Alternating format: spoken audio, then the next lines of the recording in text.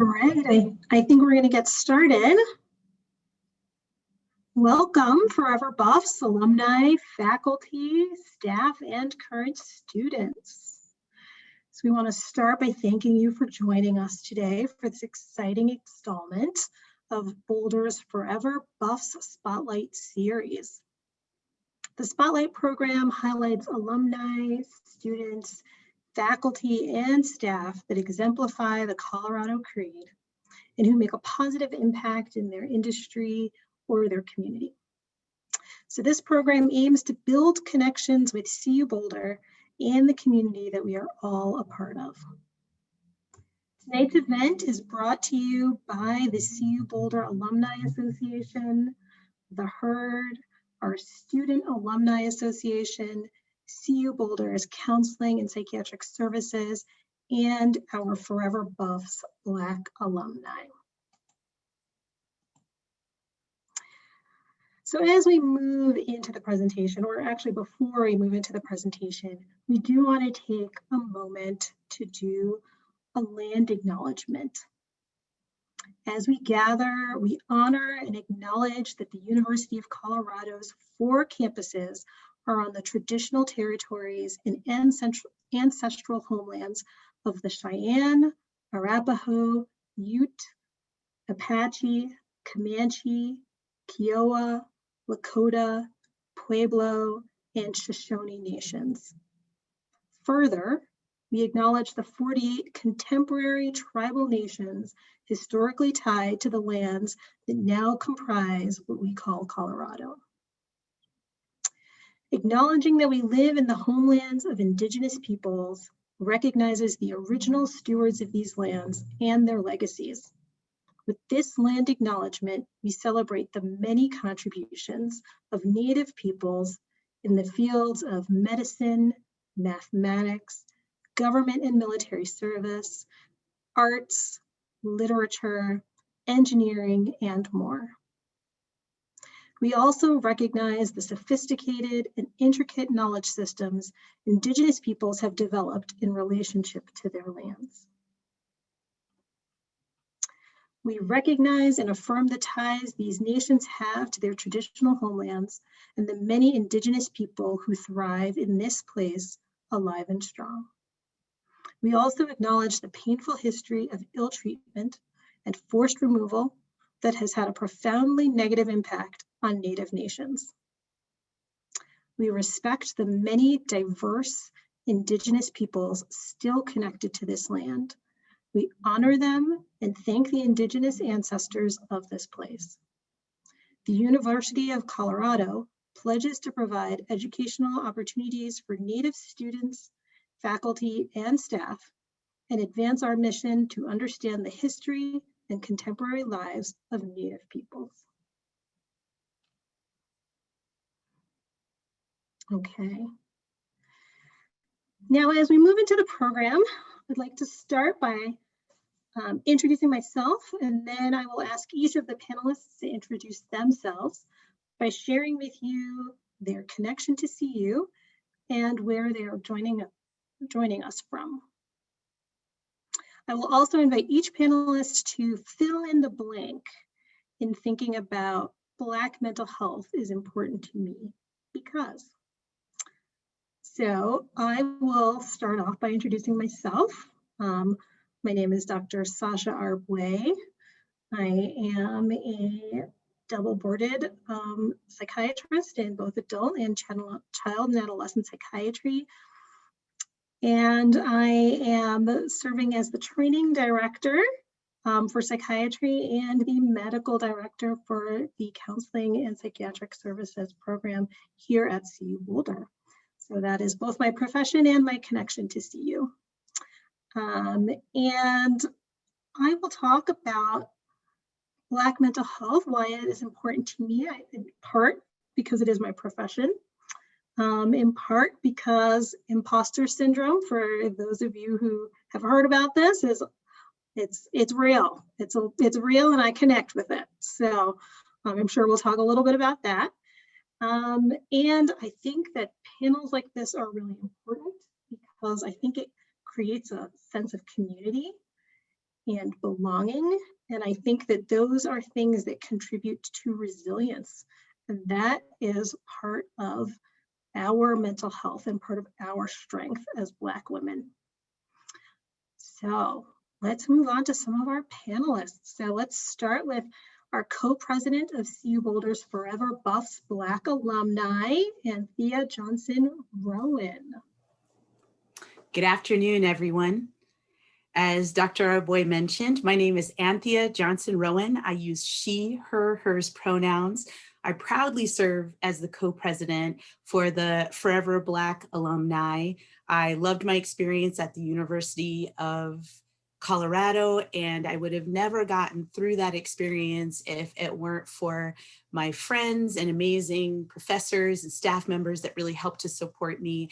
And then I continued at the university and worked for several years in housing and also with the multicultural engineering program, as well as ATLAS, the Alliance for Technology, Learning, and Society.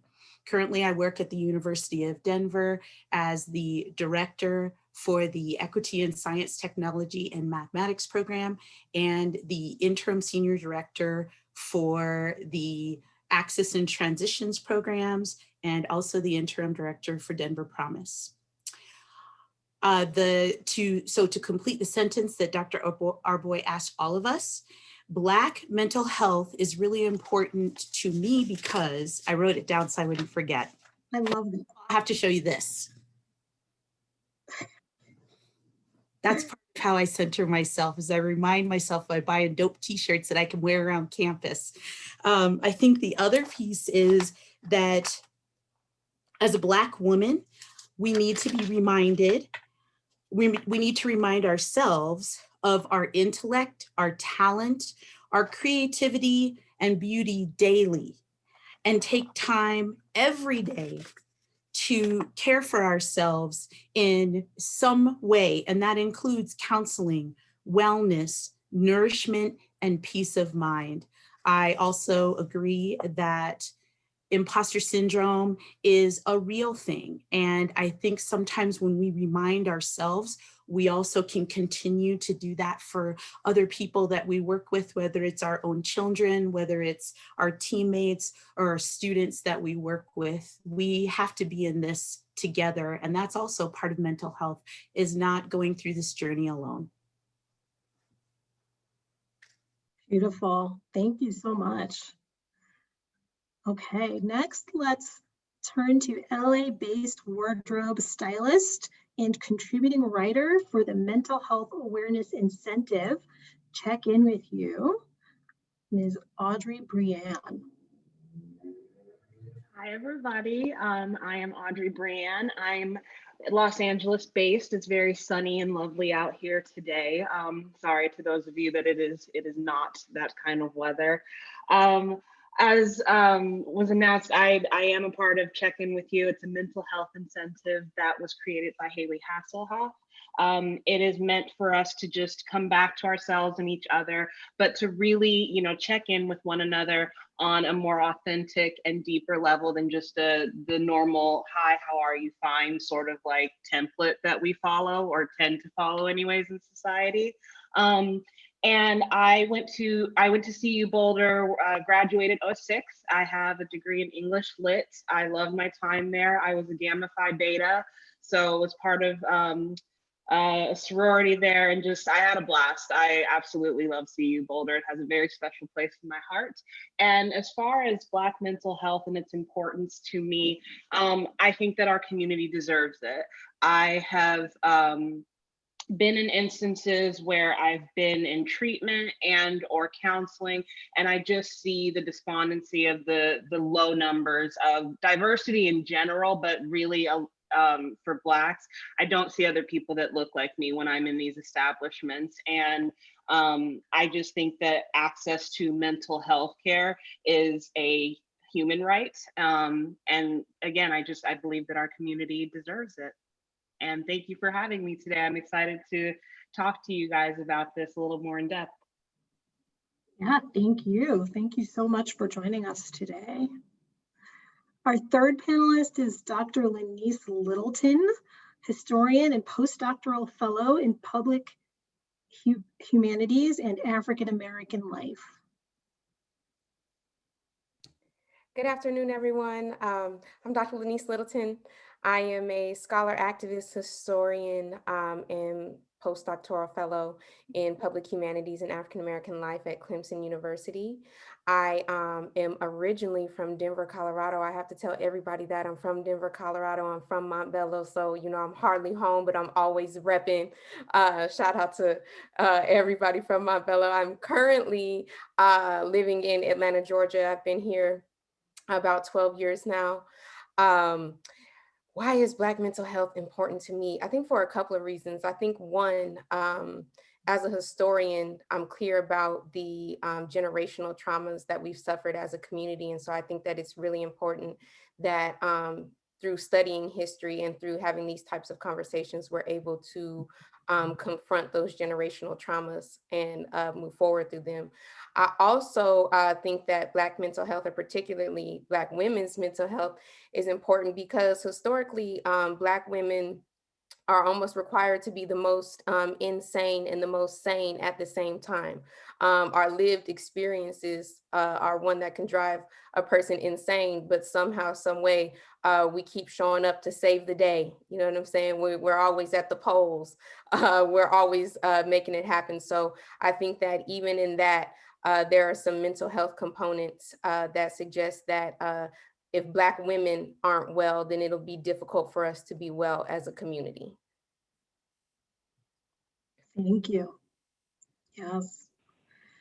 Okay, and finally, we are joined by Katrina Mosley Journey, Senior Director of Commercial Strategy at Dompe Pharmaceuticals. Yes, hello, thank you, Dr. Arbway. So I'm Katrina Journey, and I am a proud graduate at the University of Colorado Chemical Engineering Program of 05. I'm also from Denver, so not Montbello though, but I'll let Dr. Littleton get away with the Montbello rep. I currently work in the pharma industry and have worked in there since I graduated. I am part of this panel as I'm connected to a few of these people, a few of these wonderful women through the Black Alumni Association. And why does Black mental health matter to me? I am a proud mother of 2 Black children, one 5 and one almost 1.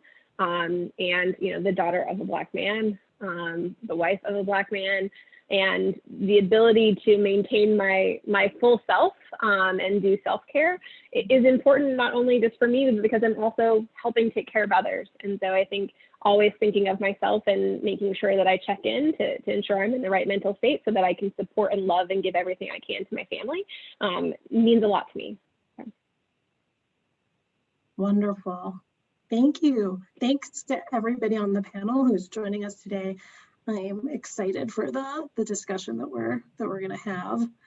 Before we jump into the discussion, I think that we're going to start with a couple of poll questions so that we can get to know the audience a little bit better. So there's 2 poll questions, and if you can respond to that, you can give us a little bit of an idea of who's with us here today.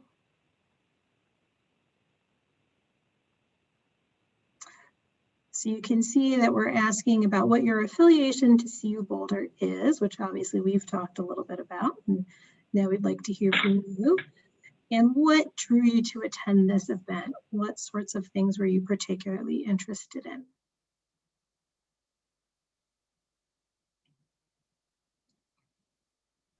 Sasha, I think, Dr. Arbway, I think I forgot to say my affiliation to CU. I think I forgot that. So I'll just say I was ethnic studies major. Shout out to ethnic studies. I finished in 2009.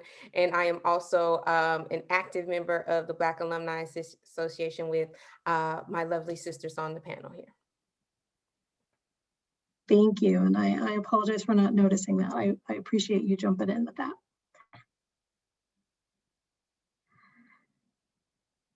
So I believe that once we get the results, that they will come up on the screen. Let's see if that works.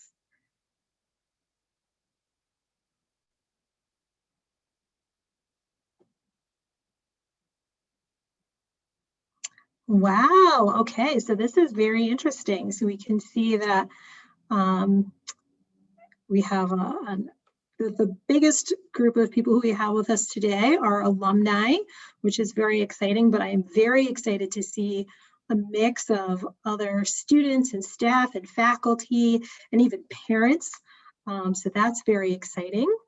And I, speaking to what some of our panelists have talked to about, or specifically Audrey talked to about often being the only person of color in the room when we're often having these discussions, I am very excited to see that 45% of the audience identifies as a person of color. So this will be a very exciting time, I think. All right. Let's move into the conversation. I invite all of the panelists to unmute themselves so that we can sort of talk to each other as we are doing this. And I'm just going to jump right in because I think an hour can go very quickly. So we're going to start off. I'm going to ask, as women, especially as Black women, we are often responsible for a lot of unpaid labor, right? Such as child rearing, emotional labor, caretaking for extended family, all of these things that we do that take up so much time and energy. In addition to our employment or multiple types of employment often. So how do you address being pulled in all of these directions, and how do you take care of yourselves?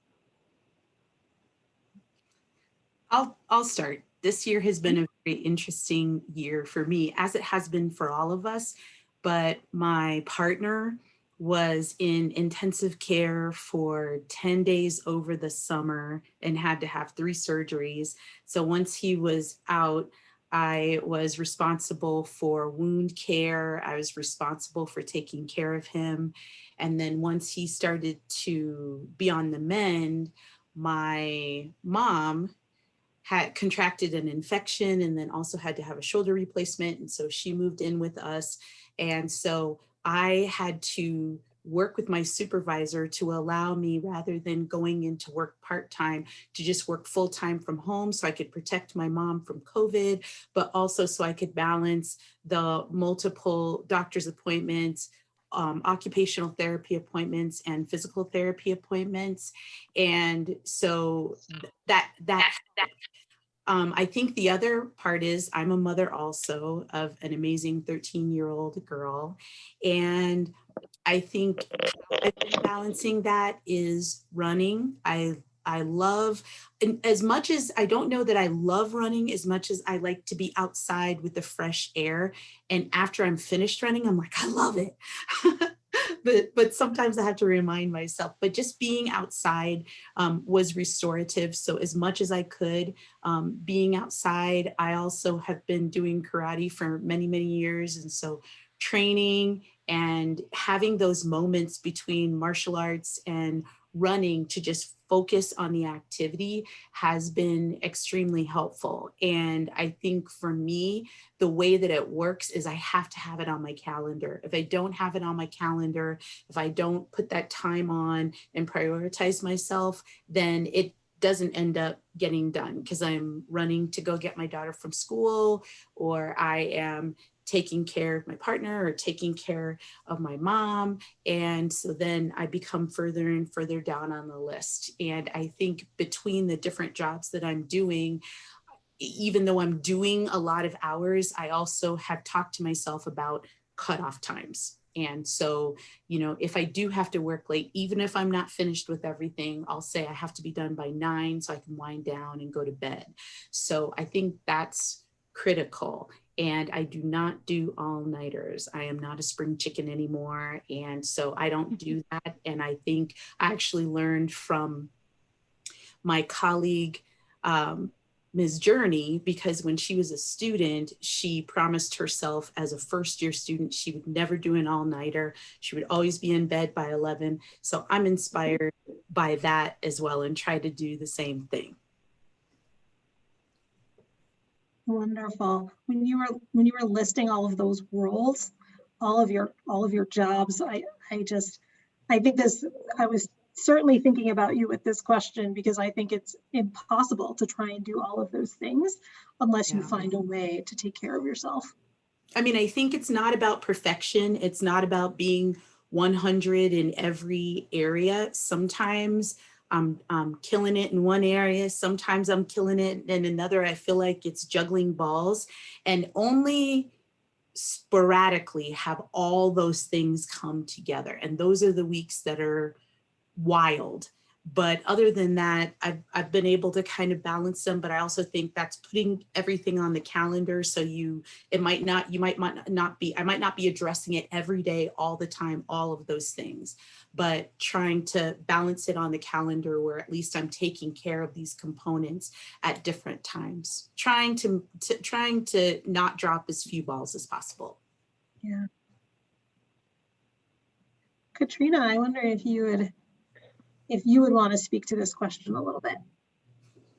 Yeah, I mean, it's funny that Anthea brings up that, as a student, I had a rule that like, I wasn't working after 11 o'clock. Like if you wanted me in your study group, we were going to meet early because I went to bed at 11, which makes me sound like a nerd, but I did my fair share of fun too. But I think here in the last year of COVID, in order to maintain my sanity, I think being outside is also something I enjoyed, and really just working out in general. So, my husband and I got a Peloton that we started committing, and I think it makes it a little bit easier for us to get our workout on and like get in 30 minutes a day to just focus on me.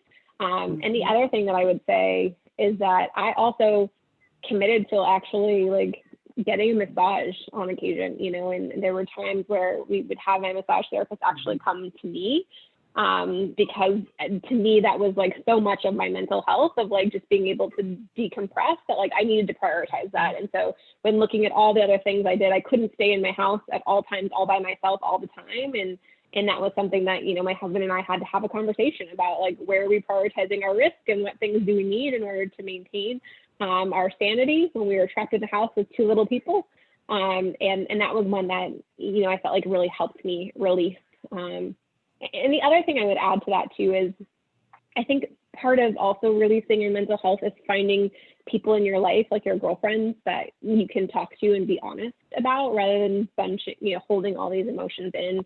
Like, I'm blessed that I do have a few people that I work with, that I can be my complete self and give them everything that I have to say. And then also a couple girlfriends that, I can also be very unscripted and unfiltered. And that release in itself, I think, also helps to keep my sanity.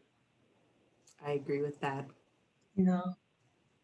Hearing you talk about exercise and about massage, it's making me think about the ways that we self-care and we take care of ourselves and our mental health in sort of like complementary ways. And I'm wondering if anyone else on the panel would like to talk about other ways that they center or ground or self-care. I know for me, I have various groups that I'm a part of, like therapy and counseling groups. Those are crucial to me. They're staples throughout the week that I have. I've got my schedule. I know what time I need to be there. It's a constant accountability that's really great for me. Accountability is amazing for my mental health anyways, because showing up, it really brings a lot of joy to me. I didn't realize, but it makes me feel great when I do a task like that. So I utilize those so much. They keep me sane. And if I'm being honest, medicine also helps. Yeah. Thank you for your honesty, Audrey. Yeah. I'll go. I'm muting and unmuting because I live by a train. So, we on the above ground railroad. So you might hear, you might not, I don't know. But for me, I think two things are really important. What I had to learn, especially about being pulled in all these different directions, is about boundaries and about saying no. Because I'll get to a point where, especially like in Black History Month, people were asking, I was everywhere Black History Month, especially because it was virtual. So it was like, I'm doing this talk, I'm going this talk, going here, I'm doing tours, I'm doing like all this other stuff. And I just really had to commit myself to saying no to some things, or to saying March, I can only do 1 or 2 things, but I can't, you know, keep up at that speed, because I realized that we talk about, you know, I'm out here, I'm grinding, I'm hustling, but the grind is not sustainable. You know what I'm saying? Like it's just not built for you to do it all the time. So I realized that I had to just set my own boundaries. Because a lot of the time we'll be like, you know, people will take from you, but really the issue is that you'll give, and then there's nothing left to give to yourself. So I think that setting boundaries is really important. The second thing, to address the second part of the question for me, is routine. I had to get into a routine where, you know, I'm getting up every morning and having just quiet time, you know, light my incense, journaling, meditating, praying, and really centering myself for the day. And when I got into that routine, and then maybe going for a walk halfway through the day, that just really helps me to be grounded. So I'm very much a routine person who is actively working on constructing boundaries, because I can't even say honestly that I have that all the way together yet, but I'm working daily to try to, you know, create more space for me. Another thing that I do is that I had to come to terms with being okay with being unplugged, with not responding to emails, with not being on the phone, with not being on social media. I think, like Anthea was saying, it's been a really unique year, and always being on the computer, I think, has had some really negative implications. So I got to the place where I had to say, you know, I'm going to unplug for 2 days. I'm going to unplug for Friday, Saturday, or I'm going to unplug for Monday, Tuesday, and just try to find some peace and quiet. So that's one of the things that I've been doing. Oh, and I take baths all the time. All the time, twice a week, 3 times a week, 5 times a week, if it's a bad week. And I think that that's one of those things where it's just like, sit down. So when you get into stuff, it's like, just sit down. So those are the 3 things that I think have really helped me in managing just my life in general, but also my life in the COVID world. Yeah. I think that we're talking about all these different ways that we can take care of ourselves, whether they be like non-traditional baths, like these things that are so helpful, or traditional, like things like therapy. But whether we're talking about more traditional or complementary things, I think that there is a large cultural resistance to asking for help, and for asking for help specifically for mental health. And so I'm wondering what you all think about how we motivate ourselves and how we help motivate others away from this stigma. When I was in college, oh, go ahead, you go first. So sorry, thanks, Anthea. One thing I would say is we have to lead by example. I think that, as you mentioned in the beginning, of like, as Black women, I think we end up bearing a lot of burden for a lot of our family members, a lot of our friends, and we take on as much as we can, and we don't always take care of ourselves, and we don't ask for help enough. You know, I think I can attest to, you know, the COVID being really hard. You know, I had a baby, I was having some post-baby blues, I was back at work, I was feeling extremely stressed. And, you know, I finally got to this point where I was just crying, and I couldn't understand why I was crying. And finally I just like burst into tears and was able to have a conversation with my husband. And he was the one that was like, hey, this is what we're going to do. He's like, we're not going to do this.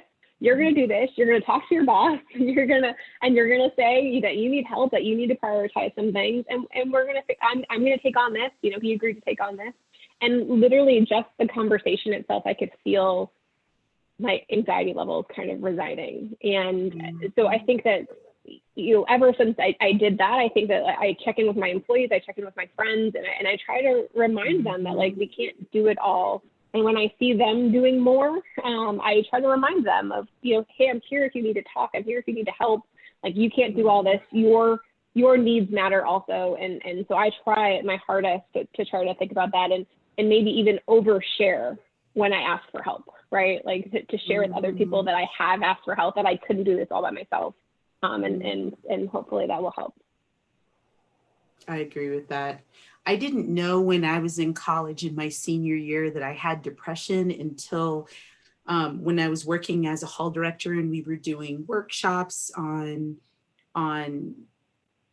counseling and helping students, that as they were talking about the symptoms of depression, I reflected back and realized that. But at the time, because my mom had postpartum depression, did not have a great experience with a counselor, so we really never talked about it. And I think mostly what she would tell me is just pray about it. You're lacking motivation, just pray. And so that's what I did a lot. And it just so happened that the degree of depression that I had at the time did not necessitate medication. It just so happened, but I couldn't see my way out of a hole. Like I saw ladders being dropped down and ropes, but I could not physically get myself up onto that ladder. And so I ended up talking to my professors because I didn't know what was going on. And I told my professors, I have no idea why I can't get the work in. I'm really sorry about that, but I want to be able to complete the papers that I've missed. Can I do that? And all my professors said, yes, but you're probably going to get a reduced score. And I said, that's fine. I just want to be able to go through the exercise. And one of my professors actually said to me, put his hand on my shoulder and just said, hey, just so you know, I went through the same thing and I didn't know what it was either when I was in school. And that was the first time that anybody said anything like that. But of course, that was also the first time that I told anybody, was to talk to my professors so I didn't fail out of college. And it wasn't until I was a hall director and then also worked for the multicultural engineering program that when I started working with students, I realized that what I needed to do if I was suggesting counseling to them is I needed to walk them over to the counseling center. So that became my practice, where every student, especially students of color, I would say, I'll go with you. I'll walk over there with you. I will sit in the hall and you can have your private meeting and I'll be here when you come out, because I felt like that was extremely important to get students and even friends of mine connected with someone who knew more than I did. I felt like I could be a good friend, but I just don't have the tools to navigate counseling. And so that's kind of where it's been. And then since then, I've also engaged in counseling around imposter syndrome and post-traumatic stress from a very challenging supervisor I had. And that was really, that actually took a tremendous toll on when I was new to the University of Denver. I had to work with somebody to kind of unpack all of that. And so I think that being able to talk to somebody who has the tools that can help you figure out where you are and what's going on is critical. You can talk to your friends, and friends are amazing. And I talk to my friends all the time. But in those situations where you need that extra help, counseling's critical, to be able to have someone who can talk to you about whether it's meditation or different ways of thinking or ways of stopping negative talk so that you can focus on being your best self. Yeah, I think that is so well put. And it's making me think about how oftentimes for people of color, the entry into treatment is so different. And it is necessary to have those points of connection in order to make it happen. And also the language around it is so different. Like, I feel like a lot of times, not even speaking the same language. So then when you are sitting down and someone lists these things out to you, you're like, oh, that's depression. But like, if that's not the language in which you are reflecting on your experience, then the two worlds don't collide. Exactly. Yeah, I definitely think, speaking to treatment, because I've been to treatment. I went 2 years ago because I hit a fairly crippling block, like, or a wall. I had burnout really badly. There's depression that I've got, and I knew I had trauma, but I didn't realize PTSD is also a part of my story. And so I went to a clinic that is in Arizona called Sierra Tucson. I went there for about 40 days for treatment, and that really opened my eyes to the fact that there is such a gap in who can afford, first of all, and who is at these sort of establishments getting treatment. It is predominantly Caucasian. The entire 40 something days that I was there, I was the only person of color that was in a group of about, I want to say it was about 200-ish of us that were there at the campus. So got used to being the only one there, but I want to dive more into why is that? I don't think it should be that way. It made me really sad because a lot of times in those courses, I would have to be the one speaking. People would offer up questions, but it would be me having to speak upon the entire community of Blacks. And that's, I don't know if you guys have had that like sort of thing directed your way, but it's very frustrating because at that point, you know, I'm trying to get myself well. Like, I wasn't in my right state of mind. So I certainly didn't feel comfortable, you know, taking that sort of platform and speaking for the entire community. And when I got out of treatment, I continued into outpatient. And even there, same thing, only Black person, predominantly Caucasian. These treatment centers, I mean, like I said, first and foremost, I think that we got to talk about the pricing and just how it's astronomical. And it's honestly, for a lot of people, it is not a reality. I was very, very fortunate that I have lovely parents who were able to help me get into treatment as fast as I was able to. But I understand that, you know, not everybody's got that sort of cushioning behind them. So I'd like to see mental health be more available to people of color, to Blacks, because I just think if you step onto these establishments, it's right there in front of you of just how lacking the diversity is, unfortunately. Well said, Audrey. Yes. I think as a community on the macro level, we're gonna have to commit ourselves. We're gonna have to get to a point where we commit ourselves to wellness actively. Only way to get there, though, is to admit to being unwell. See, that's what the root of the issue is, right? This vulnerability and this admission that, you know, I may not, you know, have it all together, because you could be fully functioning and unwell. So really, it's about a commitment to wellness and conversations about wellness, and you know, a commitment to doing the ugly cry, because I ugly cry all the time because I can't take it. But that's because I've been committed to, you know, wellness and to healing, especially as of lately. So I think that when we commit ourselves to being well, and when we realize that in doing some healing, you're gonna have to do some heavy lifting, that you probably want to consult some professionals for, because there's only so much you can arrive at on your own. There's only so much you can arrive at, you know, intellectually or spiritually, because, you know, Black people would be like, I'm gonna just talk to my pastor. Amen. I'll straight talk to your pastor, right? But we need a little like trifold thing going on, right? Where we commit ourselves to intellectual wellness and spiritual wellness and like cultural and social wellness. So I think that the very first step is that we're gonna have to be okay with saying, I've got some things going on. Like I've got some things going on, and I need the time in the space to process them. Right, I agree with you. That is a position, I 100% agree. And that is a very vulnerable position, right? And so I don't think that we can talk about vulnerability or our fear of vulnerability without talking about institutionalized racism, because there is a connection between institutionalized racism and our fear of being vulnerable.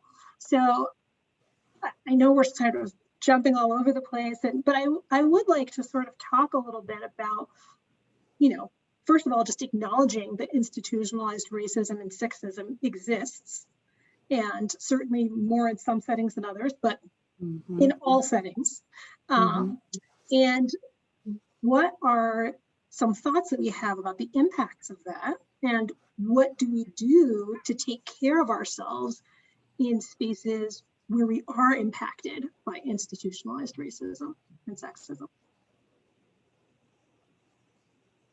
I'll go. I just talked, but I'd be feeling like I'm talking too much.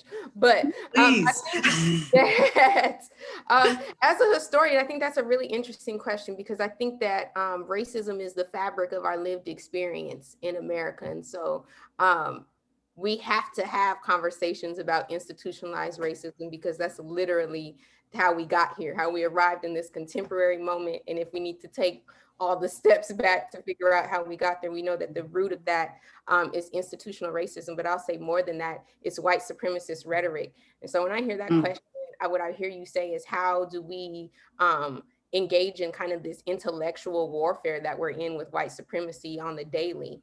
And I think the only way to do that, I would say, I'm biased through the study of history. Because I think the more you study history, you get some answers to some really important questions about how people have navigated things intellectually, socially, spiritually, that are very similar to the things that we battle every day. I also think that it's important that we realize that there's really no way for us to really work to dismantle institutional racism unless white people are going to make the choice to dismantle institutional racism, unless they're going to do their part to do the heavy lifting on the ways that they perpetuate and benefit from it.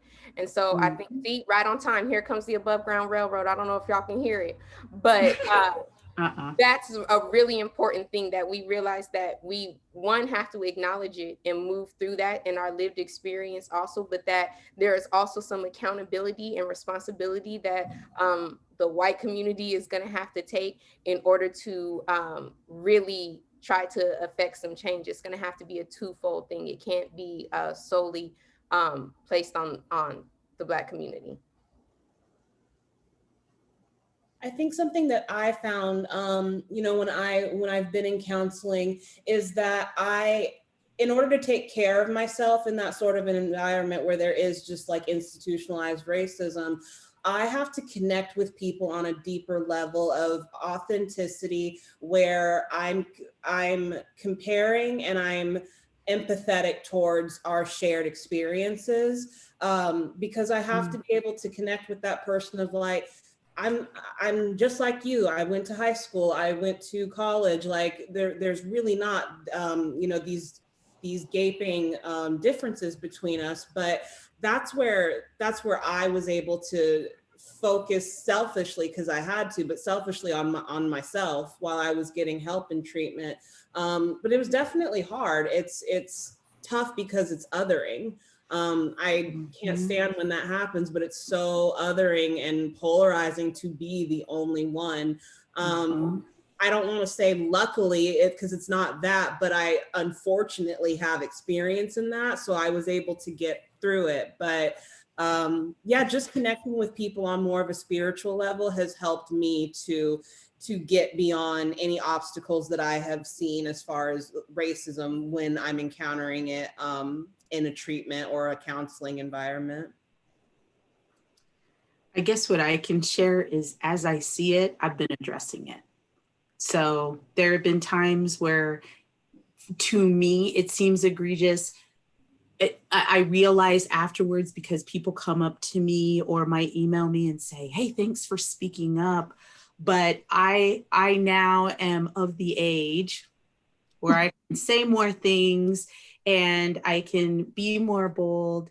And, if it costs me my job, it's not the right place to work. And so I have been, as I see things, I've been addressing them and bringing them all the way up the levels at our institution to say, is this the best representation of our university? When we say we are proud, and this is a university that I'm currently at, DU, is this what we want others to see? Is this what we want our students to see? When we make decisions of this nature, what is the message to the undergraduates and graduates who are looking at the system? Do they see themselves in the system?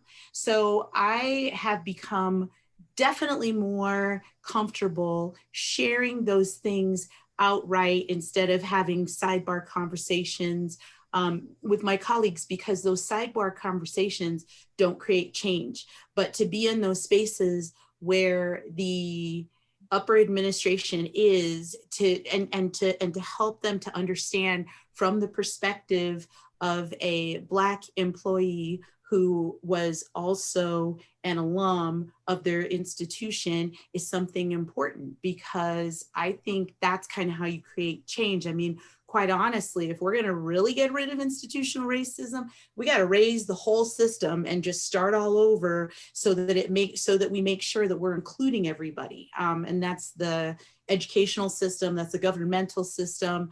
The change has got to be that way, or else it's like a house that you keep adding rooms onto, and sometimes you don't understand why those rooms make sense, or a stairway to nowhere with a door, because we haven't really looked at the whole entire system and said, who needs to be in this space and how do we make them feel welcome? I think we keep adding all these things instead of saying, maybe we need to just interrupt the cycle, stop, and rebuild. And I realize that in some ways that sounds unrealistic, but at some point, if we really want that change to happen, it's going to be more of the same unless we raise and rebuild.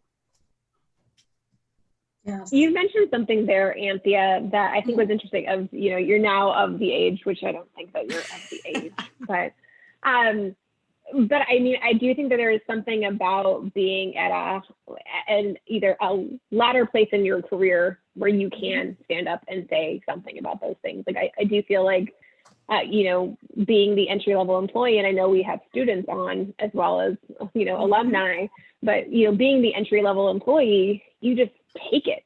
And it's hard. I look back because now, I feel empowered to speak up to my organization. And yes, I don't work at an institution like the University of Denver.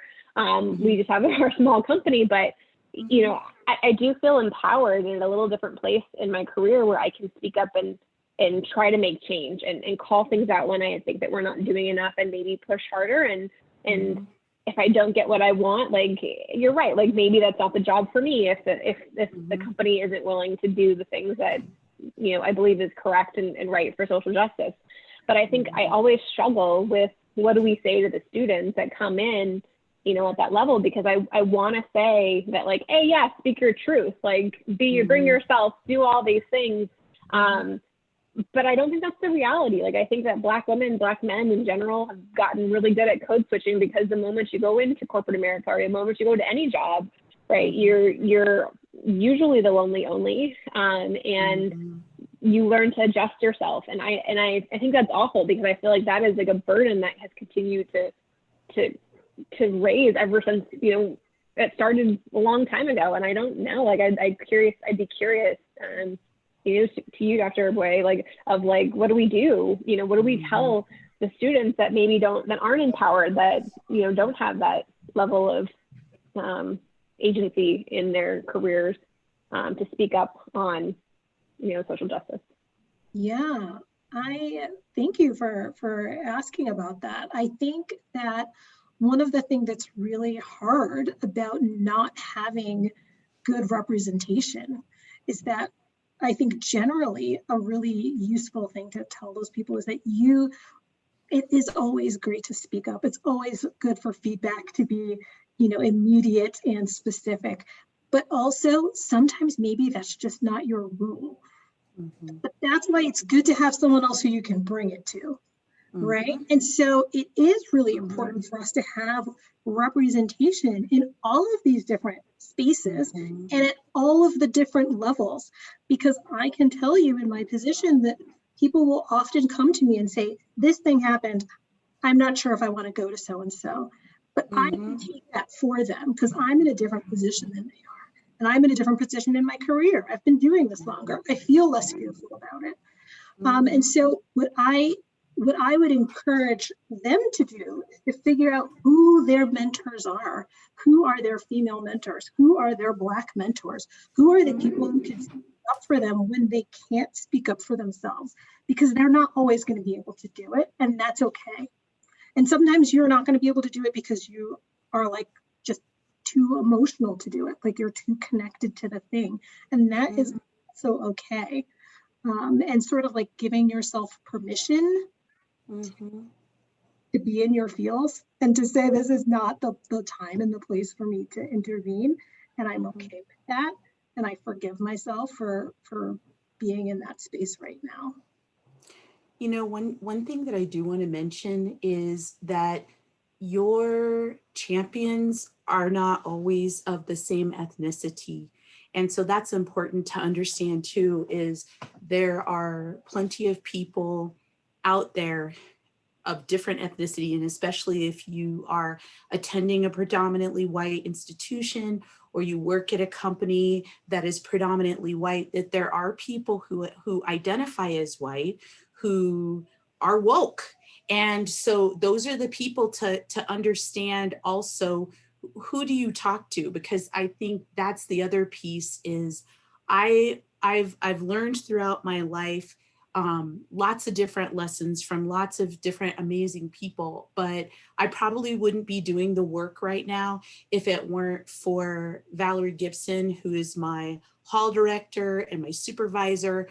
And she was one of those people, she identified as white, who would advocate in all her spaces for all students. And she would bring people correct if they were using derogatory language.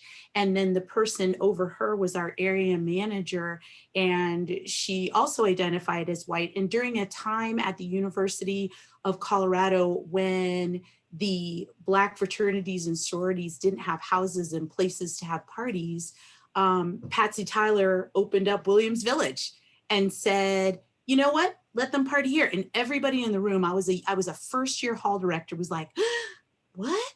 And she said, look, if we want to role model positive behavior, we've got to open our doors and create spaces for diverse students to have a positive experience. And we've got to help them to have the same kind of experience as traditional students who identify as white have. We can't keep them out because of social bias. We've got to make sure that they feel welcome into these spaces. And so she was the one that once she did it in Willville, and it happened like 3 or 4 times, then other residence halls were inviting the Black fraternities and sororities into their common spaces to have parties. And it was great. I think I'm probably telling folklore, like everybody's like, really? We had Black fraternities and sororities? Tell me about that time, Grandma Johnson. But it was true. And I think that there, you know, in a space where I was in my early career, I was one of like 2 Black hall directors, very young in the space. It was helpful to have these champions and heartening to also know that there were these people that were doing what was right, regardless of whether or not I was in the room. Yes, absolutely. I think that's a hard one for me, especially because there's so many people on the call who know me.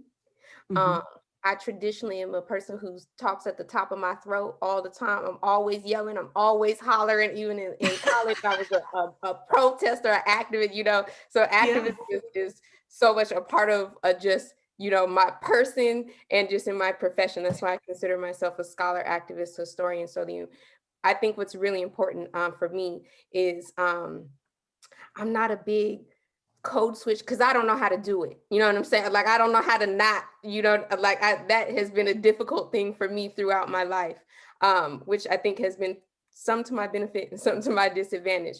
But what I will say is that to young people, you have to commit yourself to being heard. And I know that that's easier said than done, but I'm just saying, like, and I've been in some situations where, you know, it's got hot. You know, I ran up in people's offices. I've been, you know, I've let my activism run my life and it's had consequences. But I'm also saying that for me, I just have always been a person where I have to say something. And that might be not so great, that I'm often willing to put it all on the line in defense of myself and my people.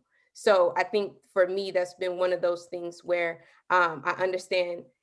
I just believe in advocating for yourself 100% all the time, every time. I just believe in being your own advocate, because a lot of the times what you'll see is when you advocate for yourself, then things will start to happen.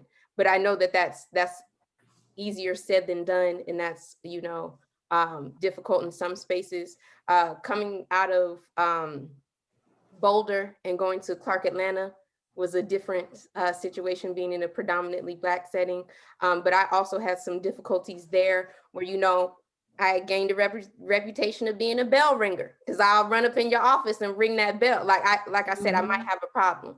I'm now at Clemson where I'm in certain meetings and people are saying things, and though, you know, I'm a postdoc and I'm new, I'm very much at the beginning of my career in academia, I'm like, that sounded problematic the way you said that right there. Like, even when it comes to language. So in my profession, I've been in situations where I've had to press people on using the language of enslaved people rather than slaves.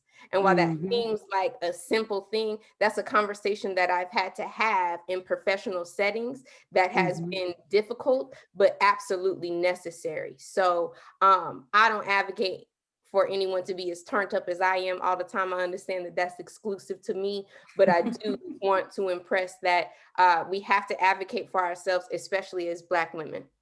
I think people should use their voice. I agree with that 100%. Yeah. So I don't know how it's possible, but we have gone through this time so quickly. I do want to leave the space for us to, because it did go so quickly, and there's so many things we didn't get to, for everyone to maybe leave the audience, the other people who are participating today, with a final word. So if everyone could sort of think about if there's a takeaway, or if there's something that we didn't get to talk about today, and you would like to share that with the audience to continue to think about after this meeting, after this time that we've had together, what would that be? Could we start with, who would like to start? I can go first. Great, thank you. So I just want to say that, you know, be brave. There is so much to be said for being brave, because I felt like I was throwing a grenade into my life by going to treatment. I was certain that my life was over. But in revving myself up to ask, the first people I asked were my parents for help. There's a safety net. Even with, if you don't have necessarily a circle, a tight-knit circle that you can go to, asking for help, I just don't know that I believe that there's not going to be someone or something there for you, a resource, if you are putting forth the vulnerability and the strength that it takes to ask for that help. So that would just be my takeaway, is dig deep and be brave, knowing that there's help behind you. Thank you. That's beautiful. Very well put.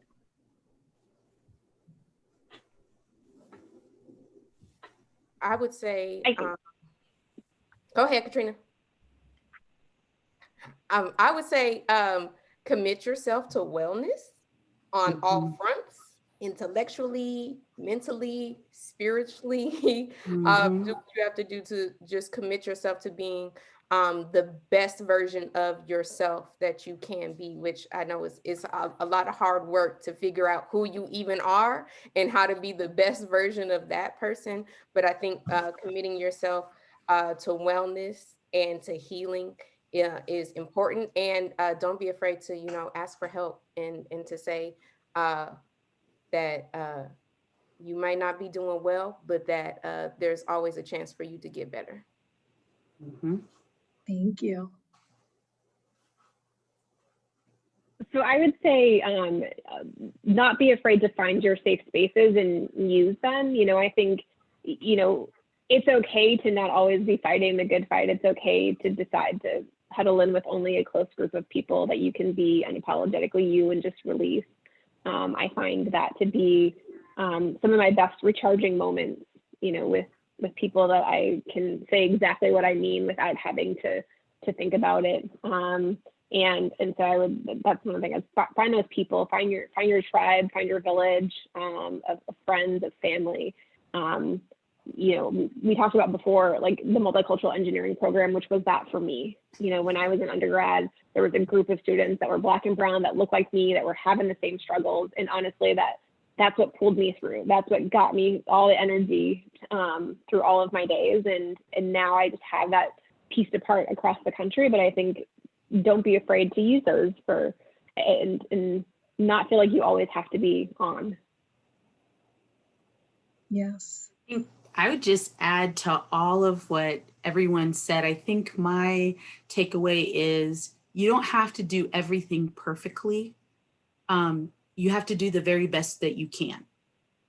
And there are some days where you're going to be able to crush it and tick off all the boxes and you'll feel fantastic. And then there are other days, because everything is coming at you at once, that you might only be able to work on 4 of those things or 3 of those things. But I would echo what everyone has said about help, just making sure that as early as possible, you're saying something. So reach out to those resources. If you're a college student, reach out to your resources early. If you're struggling and you don't know why you can't get to class, tell someone in your circle early. If you don't have an academic program, walk over to the Health and Counseling Center and let them know what's going on.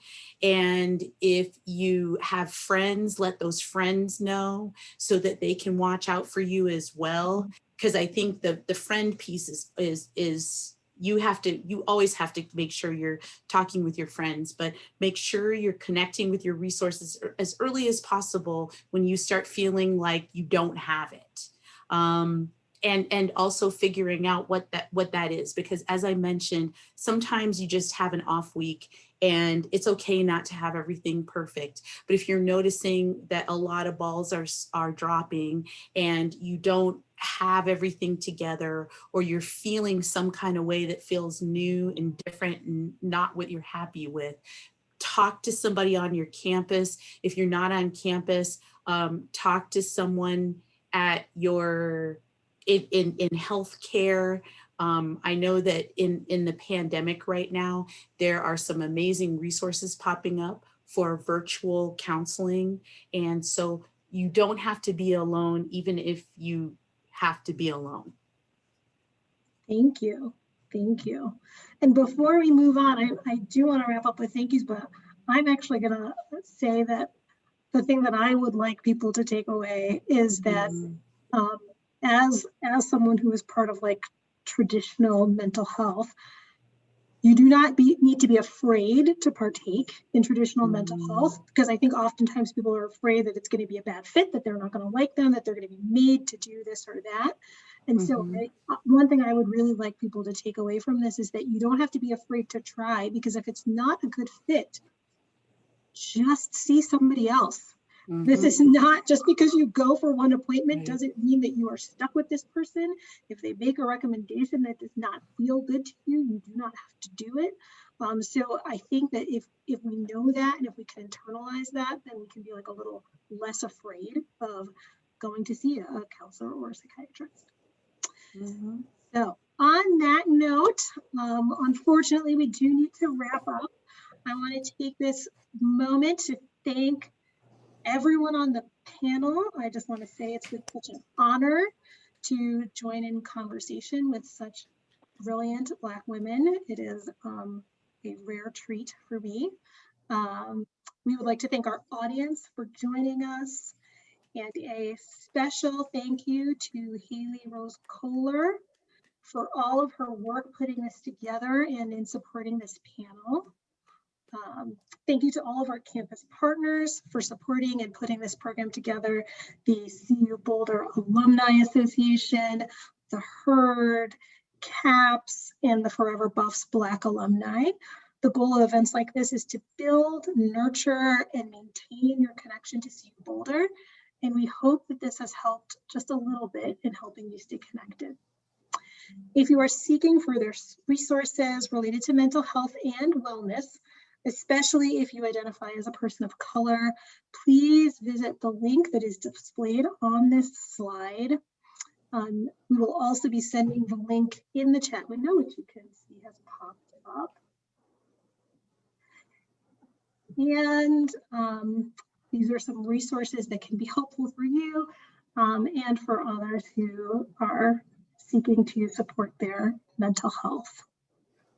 In addition, if you are a student at CU Boulder, we want to just remind you that CAPS is here for you. Obviously, we are here for the entire community, but we also do have some services that are really geared towards people of color. So Let's Talk is something, it's sort of like a drop in if you're just not sure which direction you need to go, or you just need to talk to someone about something. We are doing it virtually when we are in person. We rotate where it is happening so that you can go to a space that you're familiar with. And one of those places is the Center for Inclusion and Social Change. So that is a place where you can access some services. We have a wide variety of groups that changes from semester to semester, including ones that are specifically geared to people of color. And we have psychiatry services, as well as drop-in and crisis services. If you are thinking you want therapy, but you're not really sure what you want, what you need, that's a great way to start. And now I'd like to hand it over to Anthea to talk a little bit about the Black Alumni Association. Thank you, Dr. Arbway. I noticed that Brennan dropped in the chat our Forever Buffs Facebook page. We also have a Forever Buffs website, and we are an active organization, but looking to be even more active. So some of the activities that we work on, Dr. Littleton and Ms. Journey help us with the Black Alumni Scholarship Selection Committee. We also host a Black graduation every year in celebration for students who identify as Black, undergraduates and graduate students and their families. And we also do fundraising for scholarships. And we're also looking forward to doing some other things too. So social events and spreading our wings and doing some other things. So if you are an alum and you're not connected with us, please reach out to our Facebook page, write us a note, let us know so we can start getting you engaged in other opportunities. This is a great way to connect with current students as well as other alums, but this is our way of being able to leave a legacy with current students and help continue the University of Colorado to improve its services and help provide that additional funding for other students. So please join us. We would love to have you. Thank you so much. Just a reminder to keep an eye out for future Forever Buff Spotlight events by visiting the website www.colorado.edu/alumni/events. And follow us for social media channels at CU Boulder Alumni and at CU Heard. And if you have any other questions, please reach out to the coordinators and let us know. We are so grateful to have had you join us today. Thank you so much, and go Buffs. Thank you, go Buffs. Thank you. Thank you.